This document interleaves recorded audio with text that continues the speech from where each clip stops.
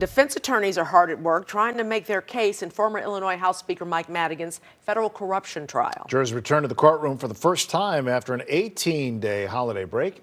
WGN's Julian Cruz has more from the Dirksen Federal Building. Good evening. More delays in what was supposed to be a 3-month-long trial. No court Thursday due to the National Day of Mourning for Jimmy Carter, and there's no court here on Friday. But despite all the delays, closing arguments in this blockbuster trial could start as early as next week. A variety of defense witnesses testifying today in this corruption trial about what they say were well-established protocols in Michael Madigan's ward office and political organization to prevent conflict of interest. A 2018 phone call initiated by co-defendant Michael McClain, the focus for defense lawyers, calling now former Speaker of the House Legal Counsel Justin Cox to the stand to discuss, among other things, a possible conflict of interest in an upcoming May 2018 vote.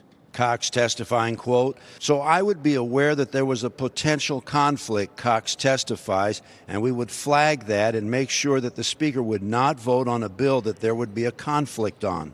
David Ellis, former counsel to Madigan, called to the stand as well, testifying about how then Illinois House Speaker Michael Madigan used his political power to support labor interests and working families.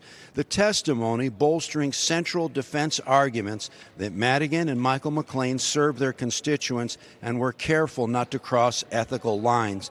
But defense lawyers working to overcome a mountain of evidence, including hundreds of secretly recorded phone calls and videos played for jurors, the 82-year-old Madigan and his longtime political advisor, 77-year-old Michael McClain of downstate Quincy, denying any wrongdoing. They're both charged in a 23-count criminal bribery and corruption indictment.